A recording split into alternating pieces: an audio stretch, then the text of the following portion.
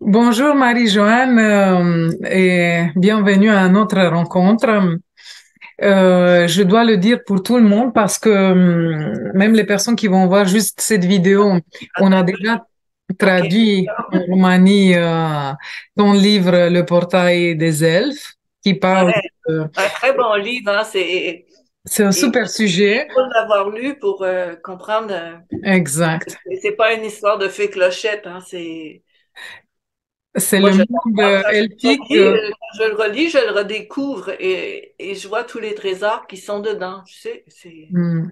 C'est vrai, ça laisse c'est important le arrière-goût et ça nous ouvre quelque chose, une sensibilité à l'intérieur de nous par rapport à ce monde ouais. elfique qui est bien réel et bien présente. C'est quelque chose de réel. Et tu le décris très bien. Mais maintenant, on s'est rencontrés aujourd'hui pour discuter de deux autres livres. Le premier, Les Chroniques de l'invisible, on l'a appelé Les âmes qui nous quittent. Tu l'as appelé en français. Mais nous, Ce sont les âmes qui nous quittent, mais toi, tu as préféré appeler ça en Chronique Roumanie, invisible en tome 1. tome un et tome 2. Le tome un qui Chronique a de sorti l'invisible qui vient de paraître ici. Le tome un qui a sorti il y a quelques années, je crois, Ouais, 3 ans, je crois, oui. 3 ans, et le tome 2 qui vient de sortir maintenant en France et qui est déjà en traduction en Roumanie. Et on a beaucoup hâte de le découvrir euh, Merci. parce que le tome un déjà, c'est extraordinaire. On Deux, a, bien que les récits soient plus simples, par contre, ça se passe beaucoup en milieu hospitalier, ça se passe aussi, ce sont des récits plus courts et derrière, il y a une explication sur les phénomènes. Et aussi, il y a des récits que j'adore, comme Le Passionné, mais vous le découvrirez ouais. Déjà, il faut commencer à découvrir le premier tome, que pour moi, c'est une nouveauté. Mais je voulais dire que ces 12 récits, parce que tu as cette capacité de communiquer avec l'invisible et les âmes qui nous quittent et les accompagner, parce Mhm. qu'ils ont des guides de l'au-delà, mais aussi des guides terrestres. Des fois, c'est nécessaire un guide terrestre, tu l'expliques dans le livre. Et tu as cette don et c'est un super aide pour les âmes qui nous quittent. Et il y a 12 exemples de conversations, de guidage que tu fais. Et ça amène ce sujet de la mort en premier plan. Et moi, j'adore ce sujet et je crois que c'est, comme je l'ai dit souvent, pas tout le monde est préoccupé par la spiritualité, mais tout le monde devrait être préoccupé par la mort parce que ça va nous toucher à tous. Ça, c'est sûr. La spiritualité, peut-être, ça va être dans un moment plus tard, dans une autre incarnation. Ça, c'est possible. Mais Ah, le ouais. passage, ça, on est tous concernés. Alors, ça devrait Mais être un livre lu à l'école, dans les et- banques de littérature, franchement, de connaissances de et soi. une façon de mourir, la façon de se préparer à mourir, parce que l'humain ne sait plus mourir. C'est ce que je disais dans Oui, Ces âmes qui nous quittent, Chronique de l'invisible. Et aussi, on a peur de la mort, quoi qu'on se dise croyant ou croyant dans l'après-vie, chacun n'est pas n'entrevoit pas facilement la fin de sa vie terrestre. Il y a tous les attachements à laisser tomber, les liens familiaux, même s'ils demeurent dans l'invisible d'une façon beaucoup plus subtile, on ne se voit plus. Et on laisse aussi notre personnalité, notre moi-je terrestre avec un corps de chair. Mais par contre, dans l'au-delà, dans l'après, on se retrouve tel que nous sommes quand nous avons quitté, dans l'état où nous étions. Si nous avons quitté d'une façon subite, dans la colère, dans l'impatience, en se suicidant ou en maladie, en d'atroces souffrances, c'est comme ça que nous allons nous réveiller de l'autre côté. Et c'est pour ça l'importance de savoir que pour se préparer à mourir, il faut aussi être conscient de toutes ces choses-là et construire notre hologramme de l'autre côté qui facilitera notre avancée dans les strates du Devachan, Et, au- du Kamaloka, pardon. et aussi, après, on va parler de ces strates pour, pour qu'on tout le monde comprenne, mais aussi, toucher à notre, peut-être à notre divinité intérieure un peu, avoir cette conscience qu'on est beaucoup plus que notre corps, que nos pensées, que notre identité, personnalité qu'on a construit dans cette vie, non? Plus on est, comme tu le dis dans le livre, plus on est en contact avec cette présence intérieure, plus on peut vite aller vers là, de l'autre côté. Oui, Et je veux rajouter qu'à part les 12 récits, tu as eu une super idée de interviewer ou faire parler d'autres personnes qui amènent leur témoignage et ça, c'est super. Je regrette qu'il n'y a pas une vidéo avec ça, mais peut-être à l'époque où peut-être les gens avaient besoin de réfléchir avant d'écrire quand même. C'est un sujet un peu dense. Tu mais l'as demandé? tu me donnes une idée comme ça de peut-être rejoindre Ouais, tous ces gens, mais qui demeurent la plupart en France, ou des gens qui ont vécu des EMI ou des ouais, morts, et peut-être que je dirige ainsi, leur demander, partager leur expérience et leur vision ouais. de leur au-delà, etc. C'est un super sujet et je pense qu'il y a beaucoup d'intérêt dans cette direction. Et c'est intéressant comme on voit des personnes qui envisagent, qui ont parcours quand même un chemin de connaissance de soi. Et il y a plusieurs voix qui témoignent de ce passage. C'est très Oui, intéressant. oui, Et la question à laquelle répondait tout le monde, c'était comment vous envisagez votre propre mort et comment, qu'est-ce que ça va se passer après, dans l'au-delà. Et ça, c'est aussi une invitation qu'on peut lancer pour toutes les personnes qui nous écoutent, de réfléchir à ça, leur propre mort, sentir un peu le goût de ça et de qu'est-ce que ça va se passer après. Parce que comme ça, on se approche de cette chose qui est sûre, qui va venir sûrement, et il n'y a plus la peur ou le non, les non-dits et les non, non, on peut s'approcher de ça. mais la peur est toujours un peu présente, la crainte de souffrir, la crainte de ne pas trouver son chemin, la crainte de laisser mais comment on va se retrouver? C'est difficile de laisser notre moi-je, c'est difficile de laisser notre corps de chair, mais on le retrouve de l'autre côté. Alors, il faut pas faut trop se fixer là-dessus, mais plutôt se fixer sur le chemin, de tracer notre chemin de l'autre côté pour ne pas stagner trop. Parce que si, par exemple, si toi, tu meurs d'une longue maladie, je te souhaite pas comme le cancer, par exemple, où tu es très souffrante, forcément, de l'autre côté, tu devras apprendre, mais étant donné que tu es déjà consciente, tu vas l'apprendre, tu vas le faire passer plus vite, mais il faut se réveiller de l'autre côté. Il faut apprendre qu'on ne souffre plus. On a toujours nos vêtements chers, mais un vêtement de lumière. Donc, apprendre à se débarrasser de l'idée que on est plus vieux, on a retrouvé nos souvenirs, on n'est plus malade, on peut avancer, même si on s'est suicidé, se pardonner, faire ce travail-là. Personne n'est juge de nous-mêmes, sauf nous-mêmes. Hmm. Donc, c'est ça que C'est les une gens, grande leçon de ce livre, qu'en effet, le seul juge, c'est nous-mêmes. ouais, notre conscience qui se juge elle-même. Et je me disais que peut-être qu'il y a des consciences qui ne seront pas capables de se juger. Alors, peut-être que ça va à d'autres vies. Et c'est là le travail des guides, les passeurs qui les aident aussi à pas se juger, mais à réfléchir un peu à ce qu'ils viennent de vivre dans ce passage qui est une microseconde finalement, parce qu'on on s'en aperçoit même pas lorsqu'on meurt qu'on est rendu de l'autre côté, c'est instantané ou presque.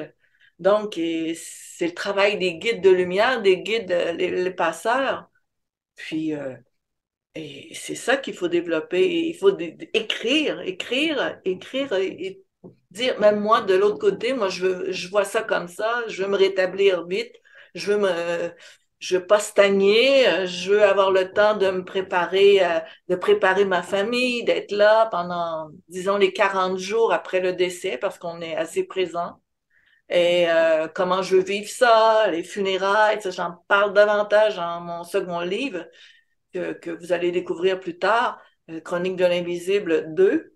Et c'est ça qui est important, c'est de savoir comment moi, mon moi-je, qui va exister aussi de l'autre côté dans le Kamaloka, comment je veux vivre ça, qu'est-ce que je veux léguer à ma famille, qu'est-ce que ma famille va comprendre, est-ce que je vais leur laisser un poids, est-ce que je vais savoir ou comprendre comment me dégager de cette matière lourde, de me défaire de mon sac à dos, revisiter mes impasses, mes bons coups, mes moins bons coups, apprendre à ne plus souffrir et à me dégager, à m'envoler plus sereinement vers des strates supérieures. En effet, quand tu parles, tu dis ça, et moi, j'entends aussi qu'on pourrait faire ça déjà ici, tout de suite. Ah oui, exactement. J'ai vu que certains thérapeutes ou des gens en développement personnel ont pris cette idée dans ces âmes qui nous quittent d'écrire notre propre comment on veut mourir, qu'est-ce qu'on veut retrouver de l'autre côté. Ils font pratiquer à leur élèves en formation ou leur séminaire, ils font pratiquer cet exercice-là et j'en suis contente parce que de plus il va y avoir des âmes conscientes qu'il faut travailler encore sur soi et surtout dans projeter, faire un plan, un projet dans notre avenir, dans le Kamaloka, parce que le Kamaloka n'est pas un monde fixe, c'est un monde perpétuellement en mouvement. Et il faut vraiment se créer une porte de sortie, une porte de pardon, une porte de guérison, une porte d'amour, une porte d'attachement pour la famille, une porte de détachement pour soi-même. Oui, moi j'ai écouté et je disais tout ça qu'on peut le faire dans cette incarnation, se détacher et se permettre d'aimer plus, de se libérer plus. On peut déjà faire tout ça d'une Ouais. manière beaucoup plus probablement lente, mais on peut commencer à se libérer de beaucoup de fardeaux déjà. Il y a Moi, j'ai pas à commencé. attendre. Oui. Mais au moins, quand le moment arrive, là, on est en quelque manière poussé ou obligé à bouger un peu parce que Ouais, tout se passe beaucoup plus vite, non? ouais. Et déjà, quand on est conscient, quand on prend conscience que peu importe notre âge, nous sommes des mortels de corps de chair. Notre âme est immortelle. Nous ne sommes pas des corps, mais nous sommes des âmes, mais des âmes qui habitent un corps. Mm. Et quand l'âme quitte, nous sommes des mortels. Alors, les mortels ont de la difficulté à laisser la matière physique et il faut s'y préparer. Et c'est un exercice de souplesse, de lucidité aussi et d'amour et de compassion pour soi-même et pour les autres qui Mm. restent. Et tu parlais alors de Kamaloka. Tu veux un peu expliquer qu'est-ce que c'est Kamaloka et le Devachan après? Ouais. Là maintenant ou Oui, après? peut-être c'est utile pour les gens quand ils entendent ces mots. Qu'est-ce que c'est Kamaloka de ton expérience? Parce qu'on a plein de livres qui parlent de ça, même de la théosophie, et c'est les mêmes, c'est employer les mêmes mots. Mais de ton expérience, comment tu as perçu le Kamaloka? Le Kamaloka, c'est un endroit finalement qui, euh, qui n'est pas aussi horrible parce que c'est un peu, si je peux comparer, le purgatoire des chrétiens, tu sais, c'est un terme sanskrit, le Kamaloka. C'est justement tout ce qui nous plombe, tout ce qui reste à nettoyer et à avancer. Mais le Kamaloka, dans les strates supérieures, peut devenir un paradis. Un Tu vois, pareil. parce que dans le Devachan, c'est pas tout le monde qui ira dans le Devachan, parce que le Devachan, comme je l'ai expliqué dans le premier livre, nécessite une seconde mort dans l'au-delà, c'est-à-dire qu'on a purifié notre karma, qu'on est des êtres quand même assez avancés et qui sont prêts à devenir, comme dans le Devachan, comme des bodhisattvas, tu sais, des êtres de service qui vont choisir de se réincarner, même si le choix de la réincarnation ne s'impose plus dans le Devachan, contrairement au Kamaloka, la réincarnation est obligatoire. C'est-à-dire que c'est une roue qui tourne. C'est Moi, pour je, ça que sanskrit est aussi hindouiste. hmm. Moi, je voyais un peu en Devachan quand même les personnes qui vont là sont pas vraiment libérées dans le sens qu'ils construisent leur monde. Ça veut dire qu'ils sont encore dans la forme, non? Euh, c'est dans le Kamaloka, ils ne sont pas libérés de la forme. Dans le Devachan, dans le paradis, entre guillemets, là, on est plus libéré de notre personnalité. On n'a plus de vraiment de moi-je. On est dans la lumière, plus subtil, plus subtil, plus subtil. Dans le service, on est détaché de la matière complètement. Tandis que dans le Kamaloka, on est encore attaché à la matière. On a encore notre âme, personnalité, notre moi-je, malgré qu'on n'a pas de corps physique, on a un corps subtil. Hmm. Et tous les plans de la fraternité se passent, tu dis, dans le Devachan alors. C'est là Ouais, la conscience. les Tachan et plus encore comme Oui. sur Shambhala et dans les Andes, etc. Hmm. Et d'autres lieux auxquels on n'a pas accès, comme on n'a pas accès au monde archangélique. Hmm. Oui. Et ces maîtres-là, sont dans le service, tu vois, les êtres dans le Devachan, et ils nous attendent, ils sont en service à l'humain. Ils vont choisir de se réincarner, pas parce qu'ils sont obligés pour perfectionner leur âme ou faire avancer leur âme, parce que leur âme est déjà en floraison. C'est plutôt pour venir aider les humains, les humains qui restent, qui sont en travail sur la Terre, à dépasser toujours, toujours, toujours, à faire Hmm. le service, la compassion, être des meilleurs êtres humains dans leur vivant et, euh, et faire avancer les choses, quoi. Oui, mais il faut aussi dire que même les personnes qui se sont libérées, ça veut dire les maîtres de lumière, ils sont de différentes consciences et il y a une hiérarchie entière et peut-être Ouais, il y a des êtres qui sont plus encore une sorte de, quand on dit attachement à la forme, mais très subtil quand même. C'est ouais, ouais, oui, quand au même. Il y a un moins, attachement. Il y a un plus ou moins. souvenir de la forme, c'est ça. Il y a un Oui. souvenir de la forme. Tandis que dans le Kamaloka, la forme est très, très lourde, sauf dans les paliers supérieurs où elle s'affine, où elle est beaucoup plus légère. Et c'est ça qu'on peut appeler le paradis dans le Kamaloka. Parce que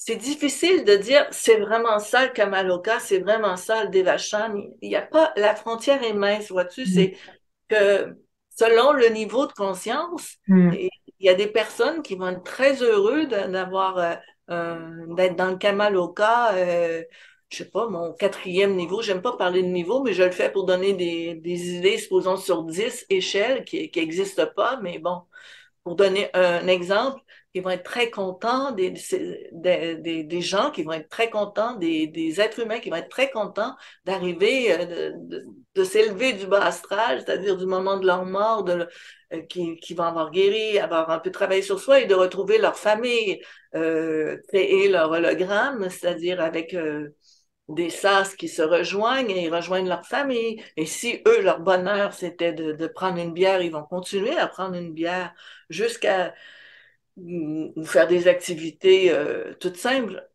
Et on ne traverse pas la frontière de la mort en devenant tout à coup des illuminés et des hyperconscients. On traverse avec ce que nous sommes. Donc, si eux, ça les rend heureux, c'est ça leur paradis. À un moment donné, oui, ils vont vivre ça, ils vont être aidés, mais à un moment donné, leur âme va se lasser, elle va s'endormir et oups, elle va se réincarner. Tandis que dans le Devachan, c'est une décision.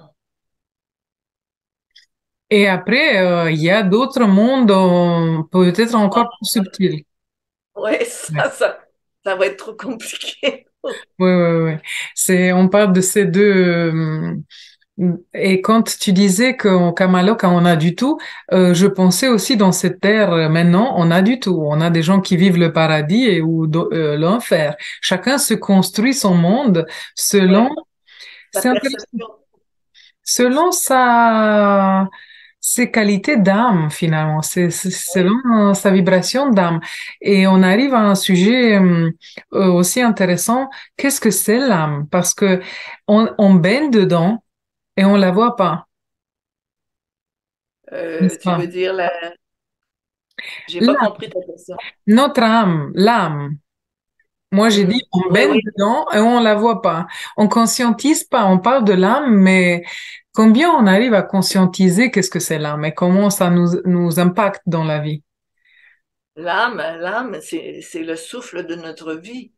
Sans notre âme, le corps meurt. Le corps Mhm. physique ne peut tenir parce que c'est le souffle, l'anima, ce qui nous tient en vie, ce qui fait de nous des êtres conscients, des êtres en floraison et tout ça. Sans âme, ben, on tombe dans un monde de robots, de clones. Nous sommes tous des âmes à des différents niveaux de conscience. Ça veut dire Et qu'on manifeste notre âme sur des différents niveaux même de conscience ou pas conscience, mais on la manifeste sans se rendre compte nécessairement. Et ça m'a impacté dans le livre quand tu as dit à un moment que il y avait une âme, c'est appelé Dominique dans le livre, qui vient vous visiter, toi et Daniel, dans une nuit, sans Mhm. qu'ils se rendent compte. Et il raconte des choses que lui, Dominique incarnait, il se rendait pas compte. Et alors, c'est pour ça que je te fais cette question. Qu'est-ce que c'est l'âme? Comment ce Dominique, cette âme de Dominique agit sans que Dominique le sache? Et ça, c'est le cas de chacun. Mais ça, c'est son hyperconscience, sa supraconscience. Mais Dominique n'a pas eu, nous on l'appelle Domi, c'est un ami, a eu un arrêt cardiaque d'une vingtaine de minutes où il n'a pas compris qu'il était mort. Il a dit qu'il a rencontré des êtres de lumière qui l'ont accueilli. C'était comme une table faite comme une demi-lune dans les couleurs ambrées avec des êtres blonds qu'il voyait de façon très, très, très floue et qui lui tenait un long discours. Puis à un moment donné, qui expliquait des choses que sa conscience, sa conscience supérieure avait emmagasiné, mais que lui, sa personnalité, à son réveil, à son retour dans son corps, n'avait pas vraiment, il n'en avait pas le souvenir. Et à un moment donné, quand j'écrivais ce livre, j'ai dit, Domi, tu te souviens pas du tout de ce que ces êtres de lumière t'ont dit et t'ont fait comprendre. Et c'est là que, quelques nuits plus tard, il est venu nous retrouver, c'est-à-dire que son âme est venue nous trouver, Daniel et moi, et il nous a expliqué dans une pièce toute blanche, le, comparé à une horloge. C'est-à-dire que les êtres de lumière, il avait expliqué qu'ils vivaient trop dans le passé, dans les souvenirs passés, les réincarnations, les incarnations passées, la souffrance et tout ça, et qu'il fallait qu'ils mettent l'engrenage de l'horloge dans la vie qu'il vit maintenant. Qu'il s'incarne davantage et qu'il soit un peu plus serein dans sa vie. Et c'est ça qu'il y avait à redévelopper et à faire fleurir. Il est venu nous dire ça et C'est après, oui, d'ailleurs, il y a eu une entrevue avec Jean-Charles Chabot où je le fais parler, Domi lui explique tout ce qu'il a vécu. Donc, c'est intéressant. c'est Je, intéressant dans le livre qu'on peut avoir cette information de son âme aussi, pas seulement de ouais. Dominique. Mais alors, ça, c'est valable pour chacun de nous.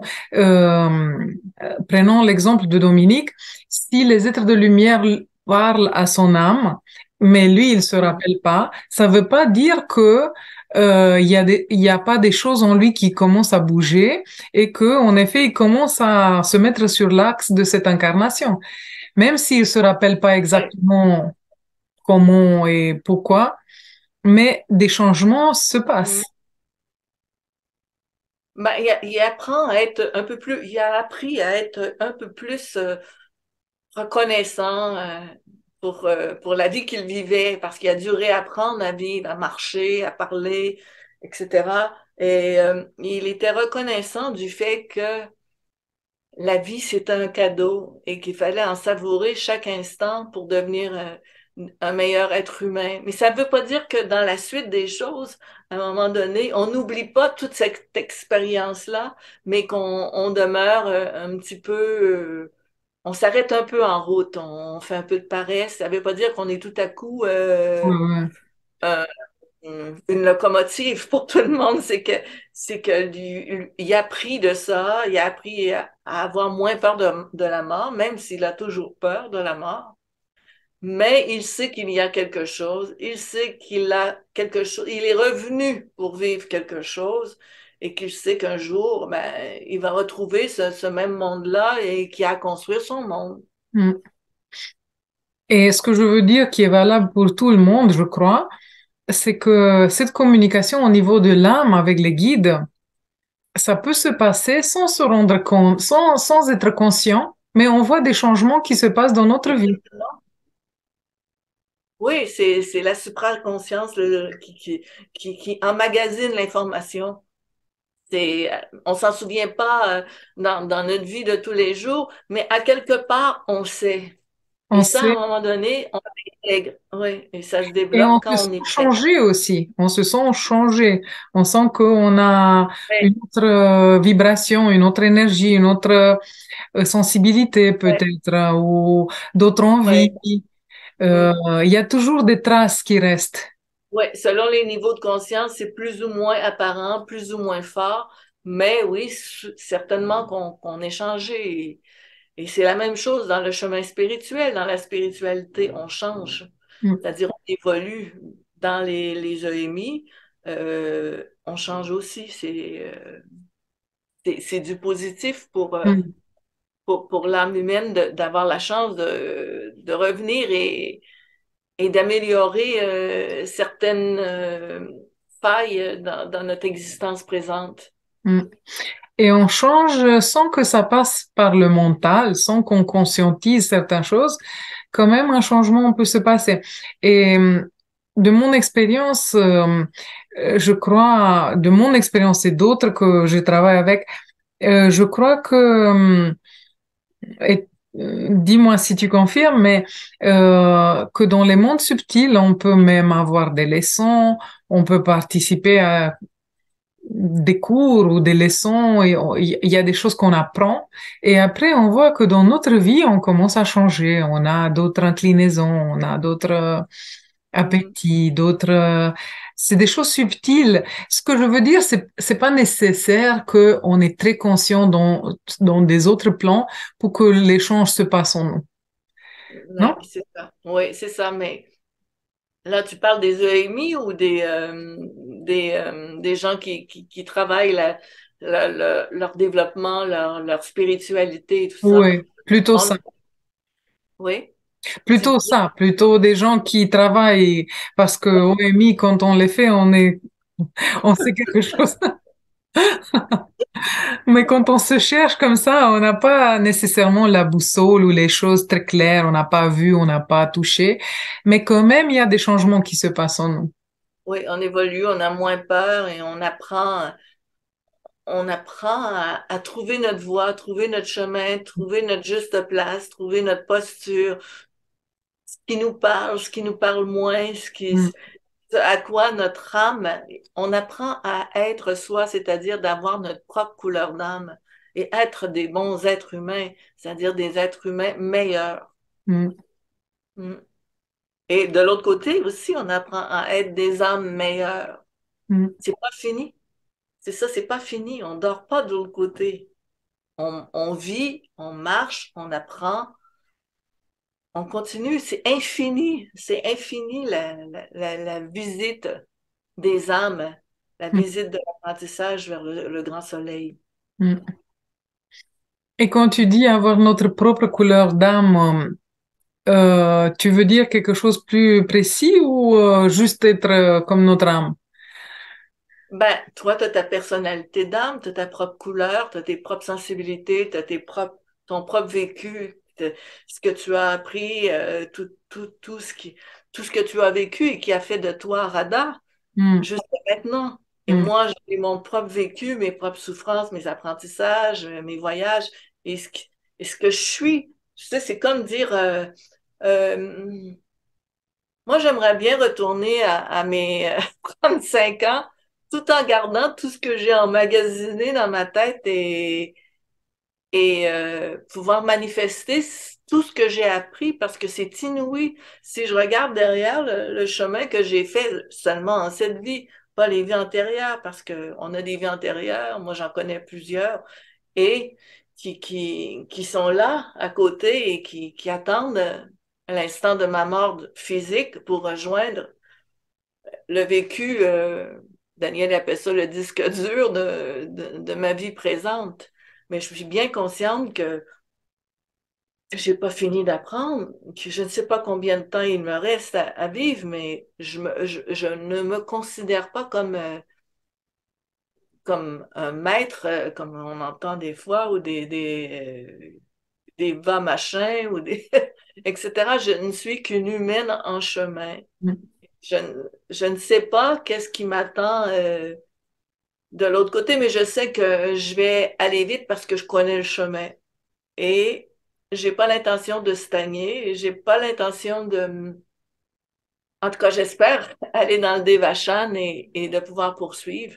hmm, Parce que le vœu, par exemple, qu'on fait dans le Devachan, qui est précédé de la petite mort dans l'au-delà, parce qu'il y a une porte dans l'au-delà entre le Kamaloka et le Devachan, eh bien, il faut quand même faire une petite mort et décider de totalement se débarrasser de tout ce qui nous préoccupait, de tout ce qui nous rattachait à notre vie, des fils sensibles et d'accepter d'évoluer tout en gardant en mémoire hmm, dans l'ancienneté les formes qu'on a eues, parce qu'il n'y en a pas juste eu une, hmm, et accepter tout en évoluant, en étant enseigné, en étant instruit pour ce qui nous attend de revenir pour aider. Et hmm, dans le Kamaloka, c'est la même chose. Nous sommes enseignés, nous sommes instruits pour avancer.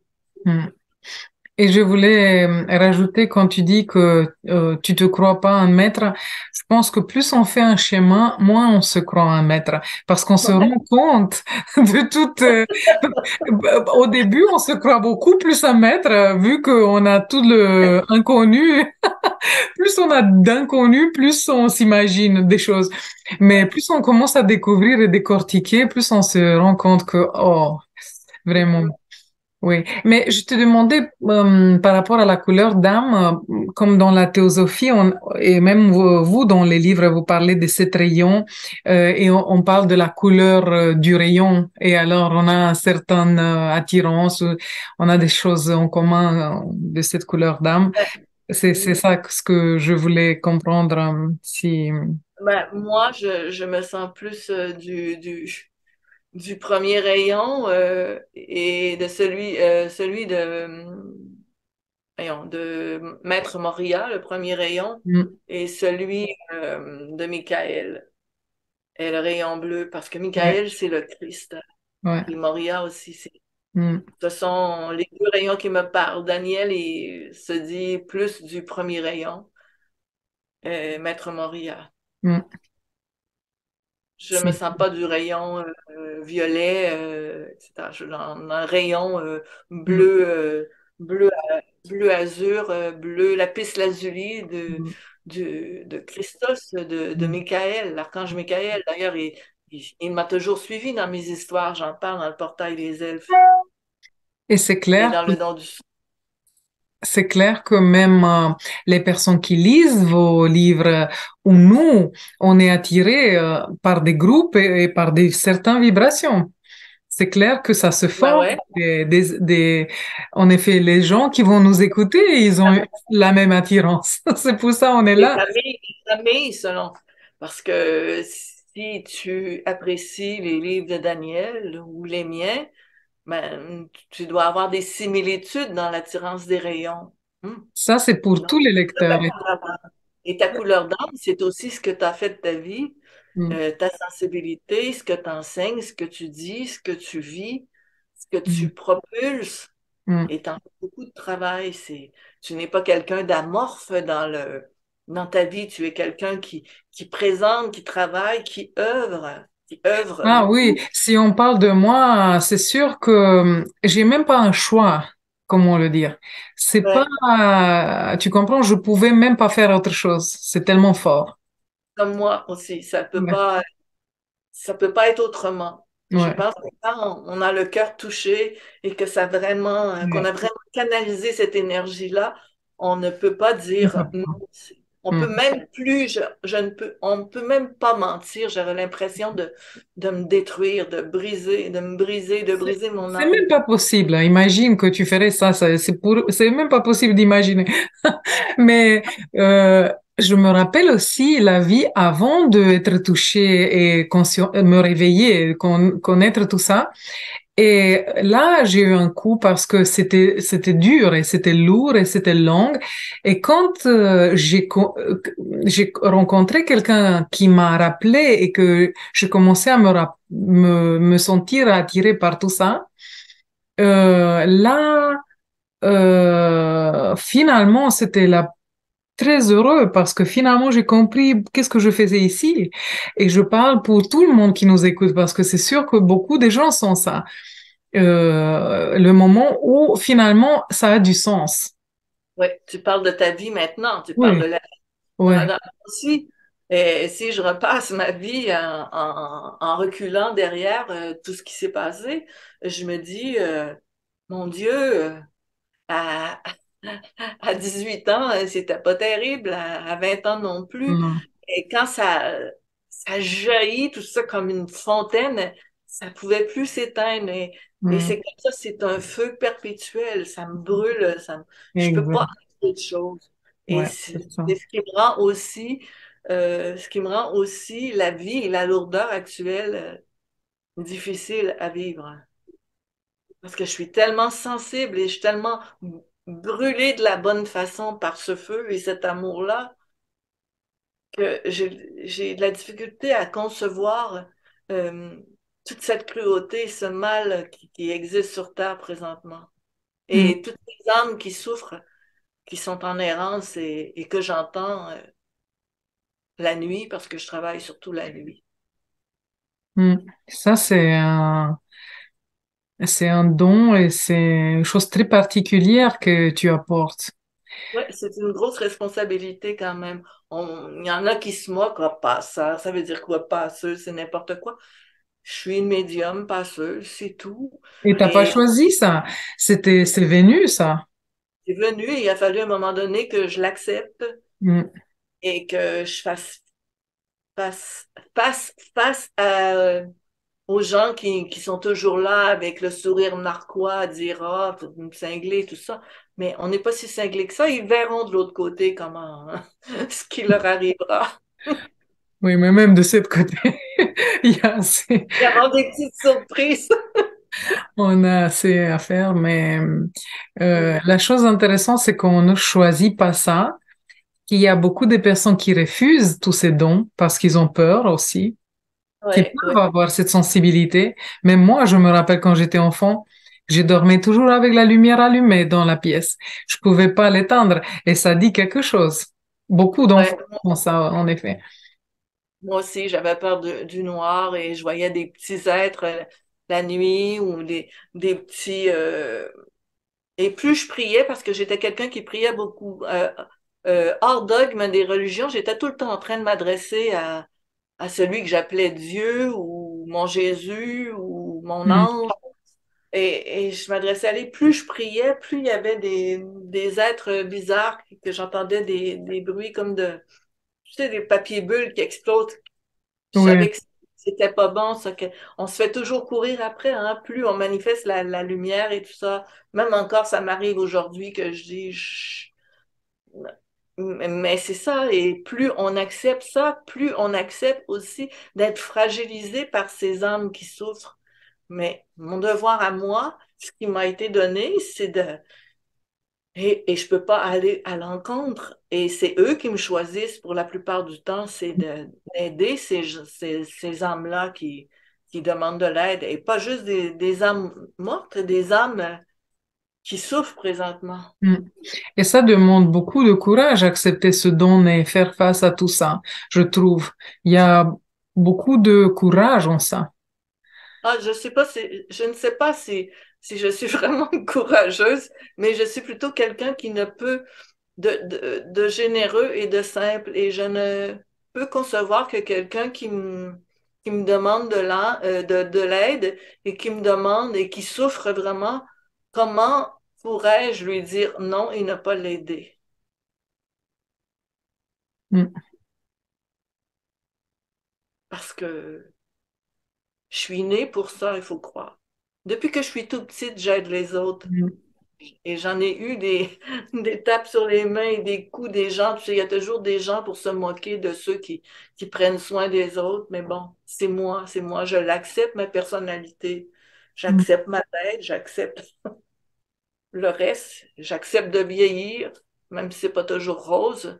Mais j'ai mon chemin près de Daniel et on sait notre plan pour la vie qui viendra après. On sait où on s'en va.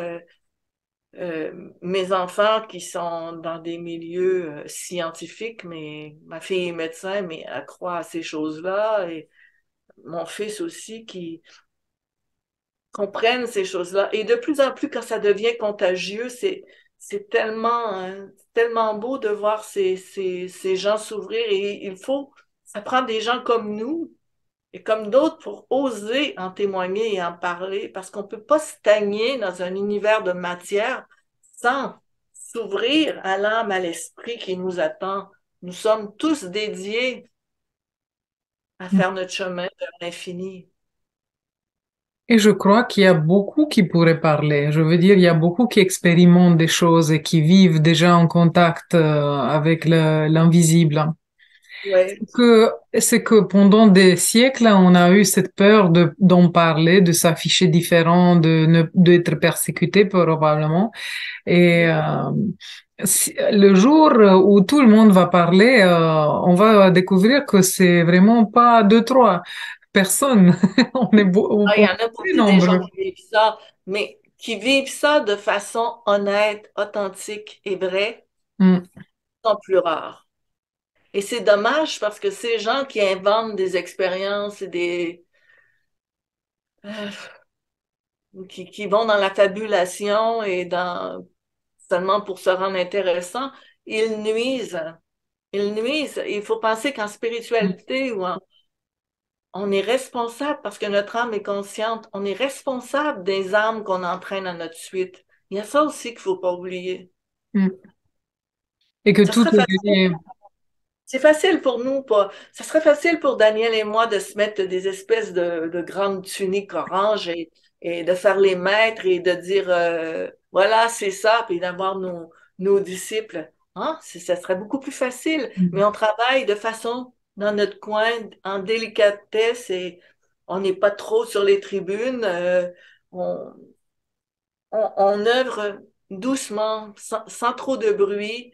On produit des choses. Daniel en produit depuis plus de 43 ans. Et Dieu, on sait comment est-ce que c'est transformant, comment ce qu'il a écrit des choses absolument incroyables. Et présentement, il est en train d'écrire l'Évangile de Myriam, la mère de Jésus. C'est percutant. C'est comme le livre secret de Yeshua. Et moi, à mm, mon niveau, j'enseigne des choses, je témoigne parce qu'il faut témoigner de la vie après la mort. Il faut dire aux gens, les rassurer, quoi faire, comment, comme par exemple, attendre 3 jours autant que possible après le décès pour laisser les corps se dégager du corps physique pour pouvoir se libérer plus facilement de l'autre côté. C'est des choses qu'il faut savoir.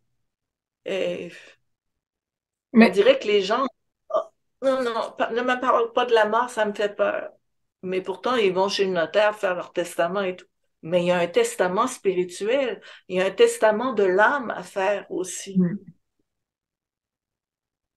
Mm. Mais c'est bien que tu le dis, même maintenant dans l'interview. Je suis sûre que beaucoup de personnes vont se demander par rapport aux 3 jours, après à 40 jours, non? Quand l'âme Trois visite. jours pour laisser les corps se dégager du corps physique. Après ça, il y a le corps éthérique qui est le corps de lumière, mais le corps mental, le corps causal, il faut que ça se dégage. Ça se dégage toujours des pieds vers la tête, puis une autre couche après. Il faut laisser le plus possible le temps au corps inerte, le corps de chair terrestre, le corps physique, de dégager ces corps subtils pour qu'il se dégage de là. Donc, brûler, faire incinérer quelqu'un ou l'enterrer sans qu'il ait eu un espace de pacification, d'élimination de ces corps-là pour leur laisser le temps de, de quitter la lourdeur de la chair. Je dis pas que si vous le faites dans un jour, c'est grave. Je parle de l'idéal. L'idéal est de. Et les 40 jours, parce que 40 jours, on dit 40 jours, parce que ça prend à peu près 40 jours pour que l'âme, c'est-à-dire le corps subtil éthérique, se dégage vraiment de son attache à la terre et au sien. Et mais même que ça prend plus que ça, mais les 40 jours sont importants. Et après, ben, ça peut prendre 1 an, 2 ans avant de se détacher de la Terre. Et il y en a qui s'en détachent jamais, qui demeurent entre deux mondes près de la Terre. Et c'est là qu'on arrive aux Amérandes que j'aide beaucoup. Les Amérandes, ce ne sont pas toutes des monstres et comme on voit dans les films. Ce sont simplement des âmes qui ne sont pas capables de laisser tomber le côté matériel ou des addictions ou des choses comme ça, quoi. Et je les aide. Oui. Et ça, par, c'est par le dialogue avec elles. Dans l'autre livre, vous allez beaucoup comprendre. Et il y en a qui ne veulent pas être aidés. Il faut l'accepter aussi. Il y en a d'autres qui iront selon leur propre chemin, à leur propre rythme. Ce sont toutes des choses qu'il faut respecter. Il faut respecter les défunts. Il faut respecter les envolés. Il faut savoir qu'ils ont leur temps à eux. Ouais. Et quand tu parles des 40 jours pour se détacher de la terre, alors cette chose qu'on a comme image des personnes qui passent dans la lumière, comme s'ils passent d'un rideau de lumière ou comme s'ils passent vibratoirement dans l'au-delà. Ça, comment tu le vois? Euh, Qu'est-ce que tu veux dire des personnes qui passent directement dans l'au-delà? Les âmes, je veux dire, quand ils partent, ils peuvent être en contact avec la terre ici, et après, il y a un moment quand ils arrivent à rentrer dans l'autre monde. C'est la guérison, ça se fait automatiquement. Ce sont les strates. On a un espace après-vie, lors de notre dernier souffle, où on rencontre des êtres, par exemple, dans l'histoire de Domi, où des êtres de lumière approchent, mais malgré qu'ils ne soient pas décédés, mais qui nous approchent. Certains les refusent, certains ne veulent pas les écouter, certains ne veulent pas avancer. Il faut respecter ce temps-là, parce que la lumière n'abandonne jamais personne. Donc, elle va revenir à un certain temps. Et quand ça traîne trop, il y a des êtres comme moi qui perçoivent leur message ou leur demande d'aide, qui, qui vont à leur rencontre et leur expliquent. Et au fur et à mesure qu'on leur explique comment il faut se dégager, comment il faut abandonner notre sac à dos, toutes ces lourdeurs et, et plus ils vont apprendre à s'en dégager, il y a des petites failles qui se présentent autour d'eux, dans leur corps subtil. Et là, on voit qu'ils montent. Ils montent vers une autre strate. Donc, un astral moyen. Et après ça, un astral plus haut que le moyen. Et là, ils se reconstruisent des vies, ils se rencontrent des gens. C'est là qu'on peut régler on peut vivre des rêves impossibles, des rêves qu'on croyait impossibles dans notre vie, rencontrer des gens qu'on a toujours aimés en silence et on n'a jamais pu vivre. On a pu vivre des passions. C'est très, très, très encore sensuel, tactile. Ouais. Attaché au monde de forme. Oui, exactement. Parce que Donc, tout ce que tu décris, c'est quand même un attachement vers la matière, même si c'est pas matière, c'est une illusion quand même, même dans les autres mondes. oui, parce que le moi-je est toujours là. Ouais. La personnalité est toujours là, même si le corps n'y est plus. Il y a le corps de lumière, mais le corps de lumière pense toujours la même chose. Ça, c'est intéressant à entendre. Mm. Le On corps. change pas. On ne devient pas des anges avec des ailes parce qu'on a passé la porte. Non, non, on est pareil.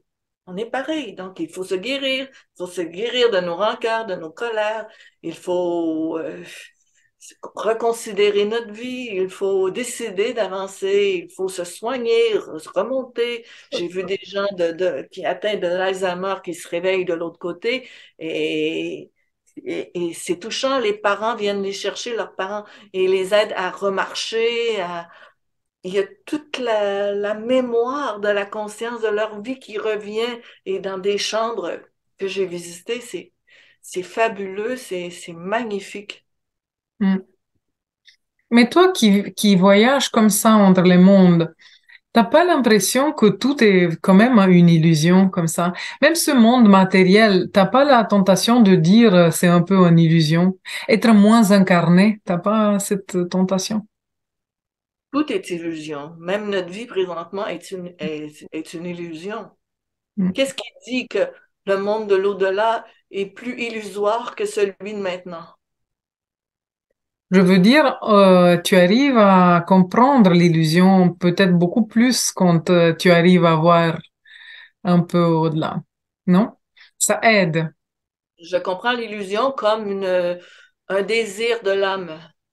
C'est-à-dire que c'est là qu'on a une couleur d'âme, c'est là qu'on construit notre architecture, Mm, parce qu'on a toutes les libertés de construire ce qu'on veut. On n'est mm. plus limité par la famille, on n'est plus limité par l'argent, on n'est plus limité par plein de contextes sociaux qui nous empêchaient de nous manifester. Et c'est là qu'on a toute la chance de manifester tout ce qui nous habite de plus beau. Et Et de ce qu'on a soif, vivre ce qu'on a, notre âme a soif, le désir, le oui. désir.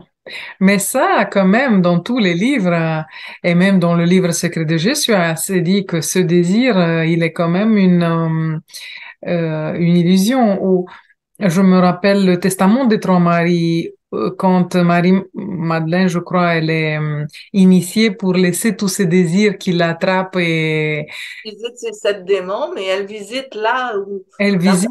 personnalité humaine, c'est pas l'au-delà qu'elle visite, c'est ses incarnations précédentes où elle a pas été, où elle a cédé par exemple, à l'envie, au pouvoir.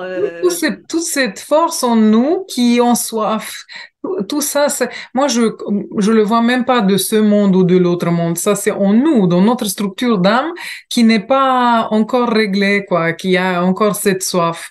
Et jusqu'on vit jusqu'au bout ça, on n'arrive pas à le voir ou se libérer. Oui, et tu le vivras de l'autre côté aussi. C'est ça notre propre couleur d'âme. Est-ce que c'est une illusion? Est-ce que c'est vraiment nécessaire de dire que tout ça est illusoire? Est-ce que moi, présentement, ma vie est une illusion? Je suis bien consciente que tout ce qui m'entoure ici est un monde illusoire. Je l'ai construit. J'ai construit ma maison, j'ai construit mon décor selon ma propre couleur d'âme. C'est aussi illusoire par rapport au voisin en face, par exemple, qui construit son propre monde. C'est illusoire aussi. Et de penser que l'âme qui vient de décéder passe la porte dans l'espace d'une microseconde et se retrouve dans la pièce à côté, est-ce que c'est illusoire qu'il vive dans l'autre pièce à côté? Pour Je peux lui, c'est... répondre. Oui, Je peux, ce qui me vient, c'est illusoire tant qu'on croit que ça, c'est l'unique réalité. Tant qu'on est attaché à ça, on croit que c'est ça. Ça, c'est une illusion. Mais après, quand toi, comme une âme consciente, construis ton propre décor, ta maison, tout ça, c'est différent, bien sûr. oui, C'est ça l'illusion. c'est ça l'illusion. Mais tout est illusion, tout autour est de la construction Oui. des hommes. La nature est en partie et de moins en moins la construction des êtres de la nature, des dévas tels que pensés par les archanges. Et tu vois, ça s'embrique.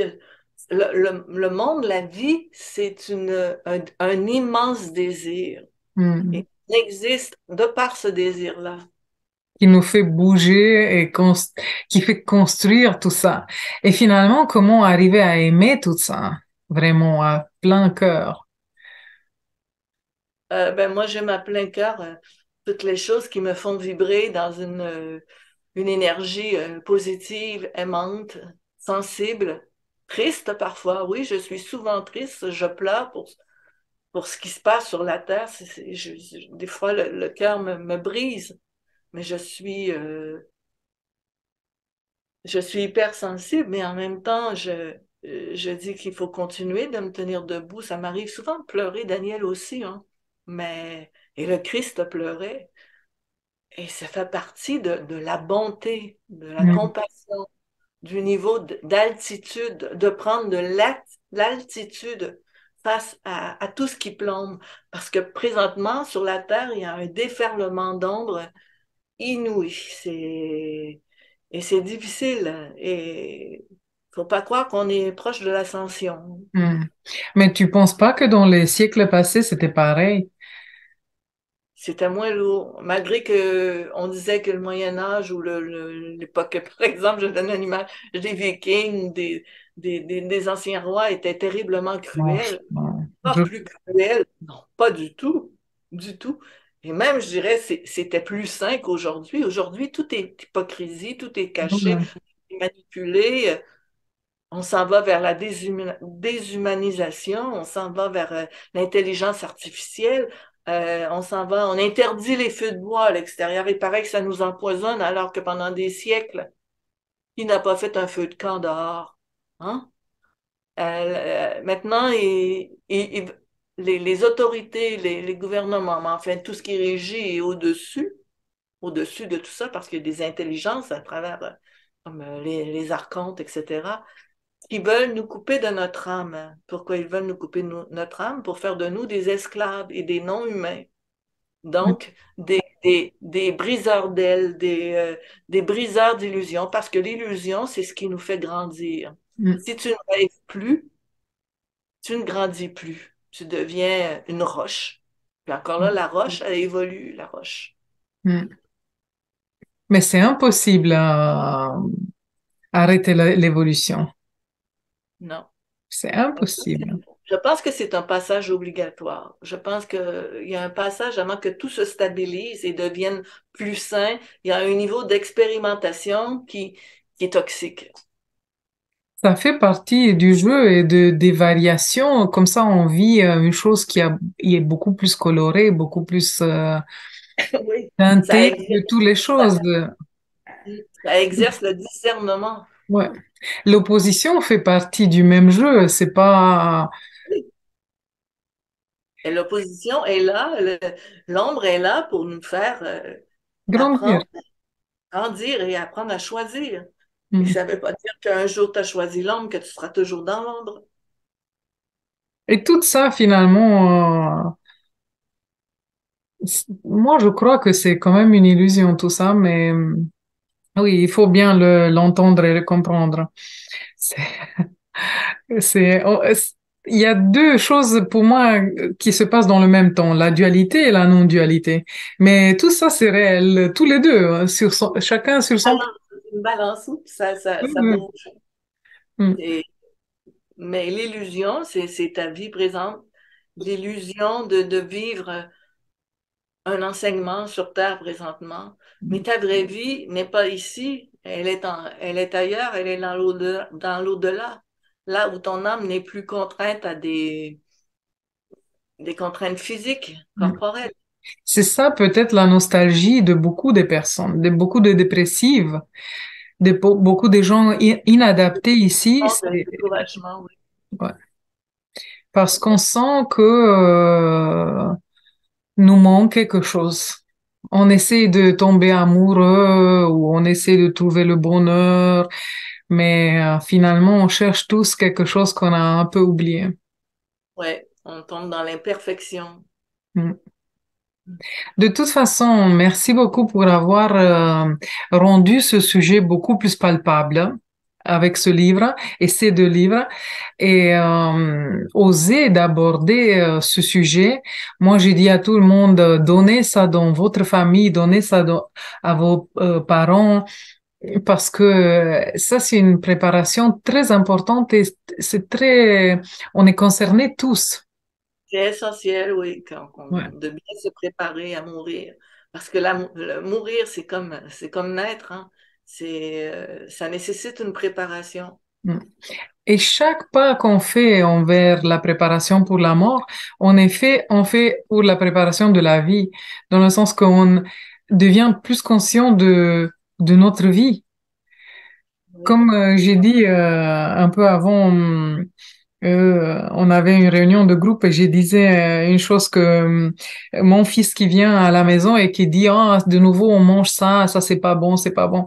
Mais il faut arriver à avoir faim pour apprécier que j'ai une nourriture. Et c'est comme ça, malheureusement, il faut arriver à la fin de vie pour apprécier la vie et regretter que oui, là, c'était pas mal et ça, j'avais pu faire. Et non, non, non. Malheureusement, on n'apprécie pas le goût de la nourriture de chaque jour que chaque eh jour oui. nous apporte. Et d'avoir de la nourriture, d'avoir des vêtements, Eh, d'avoir un foyer, d'être dans un pays où on n'est pas trop bousculé, d'être bien dans ce bien qui n'est pas idéal, franchement, mais qui est en... apprécier Ouais. la beauté du bouquet que tu as à côté de toi. Non, tout ce temps qu'on a vu ça, merci beaucoup. Moi, pour moi, c'était un cadeau. C'est ça. Apprécier chaque chose qui se présente finalement. On goûte de plus en plus la vie en réfléchissant aussi au passage et à la mort. C'est quand même... Mais peut-être il faudrait remplacer ce mot mort qui prend beaucoup de peur, qui était chargé de beaucoup de peur, avec le mot passage. Oh, c'est un Ouais. passage finalement. C'est... Ouais, j'avais compris télépathiquement ce que tu voulais dire. Oui, c'est un passage, c'est un voyage vers un autre pays. Moi, j'appelle le voyage vers un grand pays blanc, Mm, mais c'est un autre pays, un autre canal, hein. Tu sais, mm. comme les canaux de télévision. Tu sais, quand on n'est pas tout à fait dessus, on est... Mais c'est un lieu de vie, les au-delà. Je dis les au-delà parce que Mm. les demeures de l'au-delà. Il y a plusieurs options Il y a plusieurs et options. possibilités.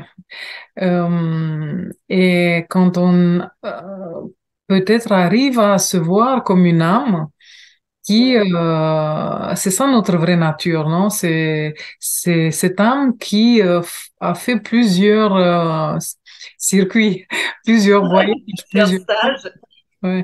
Ah, je voulais te demander, par exemple, quand on dit que quand on passe dans l'au-delà et après on se présente, on prend beaucoup des fois notre meilleure apparence et l'âge plus jeune et tout.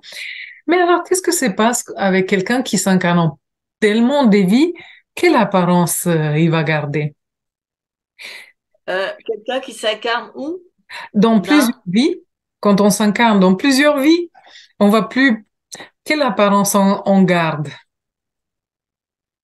dans l'autre vie, dans l'au-delà, dans le passage, quelle apparence on garde Non, je de... veux dire une, une âme, non? On a notre apparence physique de cette incarnation, mais on a aussi l'apparence des autres incarnations qu'on a eues.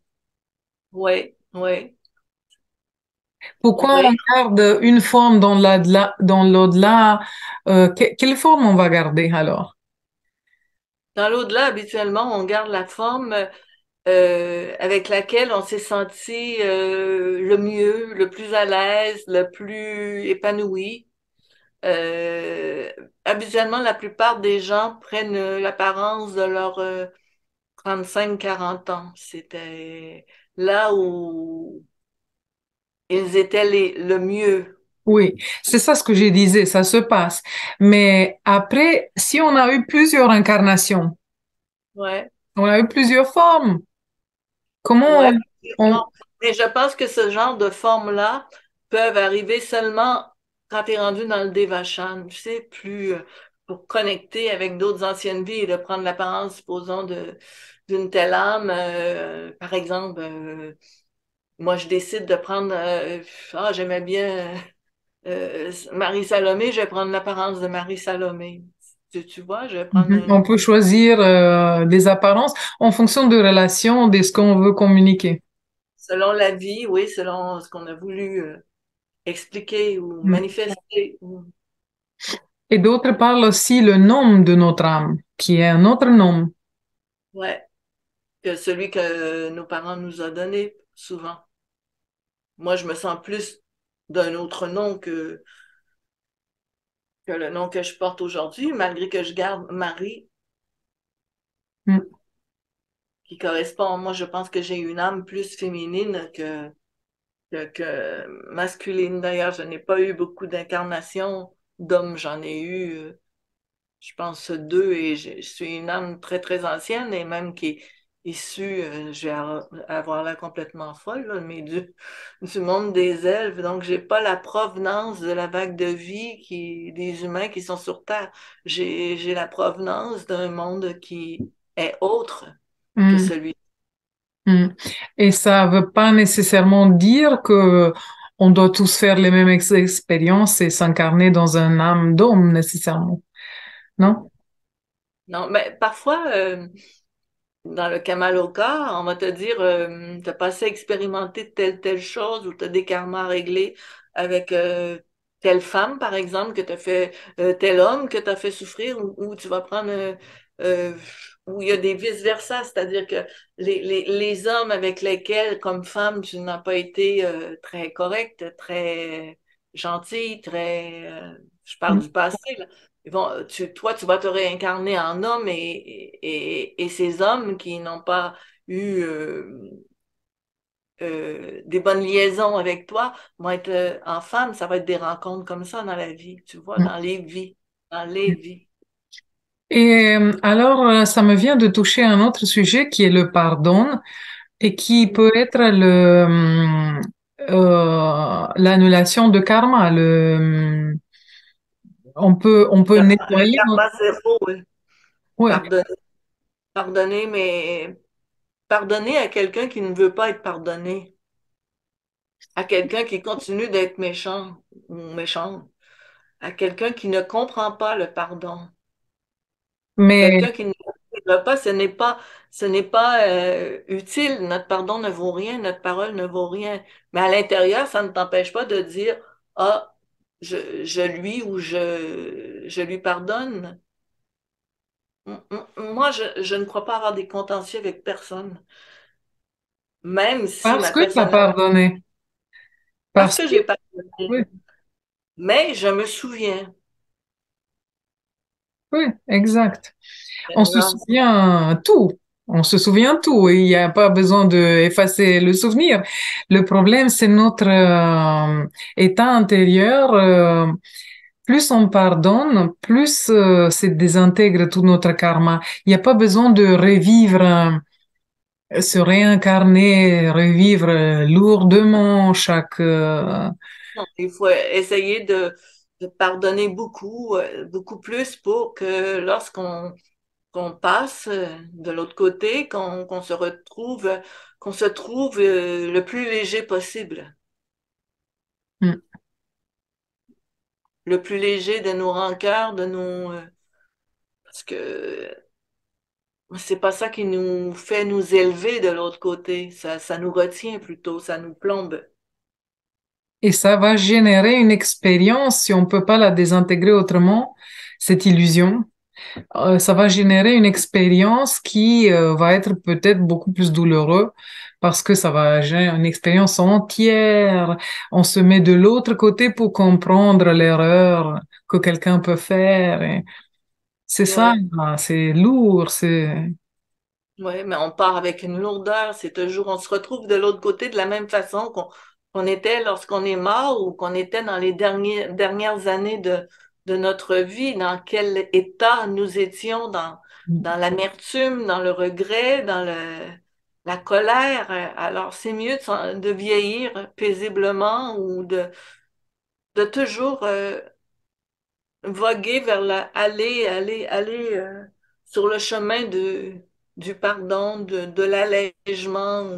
La même chose qu'on peut dire, bon, j'ai eu, par exemple, 2 journées de vraiment désagréables il y a 3 jours. Je donne un exemple comme ça, je ne dis pas que c'est la réalité, hein. Et comme les cheveux sont des fibres qui émanent nos émotions, c'est vrai, hein, on n'en parle pas assez souvent. Émanent nos émotions, il faut quand on se douche le corps, parfois on se lave pas toujours les cheveux, mais particulièrement lorsqu'on a vécu des colères, des émotions difficiles, des émotions lourdes, on se lave les cheveux pour se débarrasser de ces miasmes qui sont dans notre aura et qui nuisent à notre allègement de tout ça. Tu comprends? Comme Ouais. quand je formais les gens, quand j'enseignais les thérapies, après chaque journée, après avoir soigné, je prenais une douche au complet pour me laver de toutes les scories que mes mains avaient captées, toutes ces peines que j'avais nettoyées, mais je n'ai pas à les porter sur moi. Tu Mm. comprends?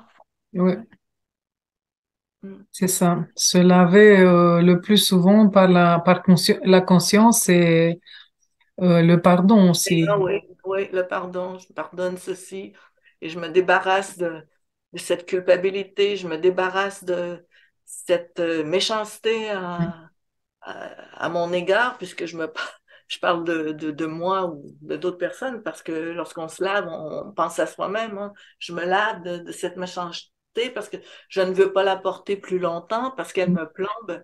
Mm. Et ça me rappelle dans les dessins de l'Égypte ancien, quand on voit la plume et l'âme qui est pesée sur une balance qui est légère comme une plume, non? Mhm. Il y a beaucoup d'enseignements comme ça. Malheureusement, on capte plus, on comprend plus, mais beaucoup d'enseignements ont été donnés par des images, même dans le monde christique, même en Égypte. Ouais, Et... ben, en formation essénienne égyptienne, comme enseignante, supposons qu'il y a 33 élèves, je fais le tour de la salle et à chacun, je trace des symboles et je nettoie avec une plume d'aigle, aura et tout, je trace, je nettoie les scories et je récite des prières intérieurement et des mantras pour les libérer de tout ça Mm. chaque matin. Et ça vient de l'Égypte ancienne. Mm. Mm. Et des fois, je pense qu'aujourd'hui, peut-être, qu'est-ce que tu en penses? On a allégé un peu tous les rituels, non? On n'en On- a plus. On n'en a plus, puis c'est ce qui fait le monde d'aujourd'hui. C'est que plus personne ne croit à rien. Le sacré est devenu quelque chose de ridicule ou n'existe plus. Euh, c'est ça, on manque de sacré, on manque de respect, Mm. on méprise, on piétine, on a des gros pieds, on manque de respect basique, on manque de culture, on manque d'information et de voir que c'est pas l'humain qui est le nombril du monde, c'est tout ce qui est et il est normal pour une âme humaine incarnée dans une personne humaine de rendre hommage à son temple, c'est-à-dire son habitacle, en manifestant de la gratitude envers les éléments qui l'entourent. Et Mm. ça se fait par le sacré. Mm. Moi, je me référais plutôt au fait qu'on n'a plus besoin d'une plume pour nettoyer nécessairement. On peut le faire avec la pensée. Est-ce que Ah c'est... ouais, ouais, est-ce- on peut le faire comme ça. On peut, non? Oui, oui, Oui. comme on veut, comme on le sent. C'est ça. C'est que c'est pas nécessaire d'avoir un certain rituel ou une certaine forme visible, mais c'est l'intention qui compte, non? Ouais, ouais, ouais. Mm. Bah, Marie-Jeanne, merci beaucoup. On attend beaucoup à découvrir aussi le deuxième tome Mhm. qui, euh, qui apporte d'autres d'autres récits, d'autres explications, touche à d'autres choses et on parle beaucoup de la mort, du passage et c'est pour ça que j'en parle moins aujourd'hui, même du passage de l'âme des animaux, des questions que les gens se posent, plein d'exemples aussi dans les hôpitaux. Et oui, c'est un beau livre.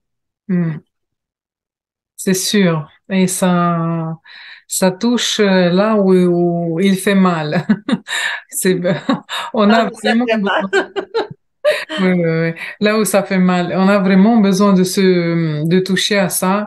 Et je suis sûre que ça va intéresser beaucoup de personnes courageuses, assez pour affronter ce sujet.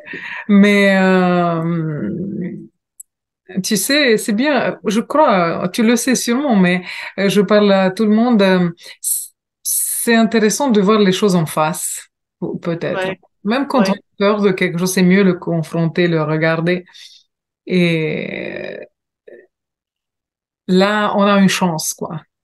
oui, c'est Fermer ça. les yeux devant un danger, ça n'a jamais aidé personne. Non, Et non. c'est bien d'ouvrir et dire, bon, je veux connaître, je veux voir.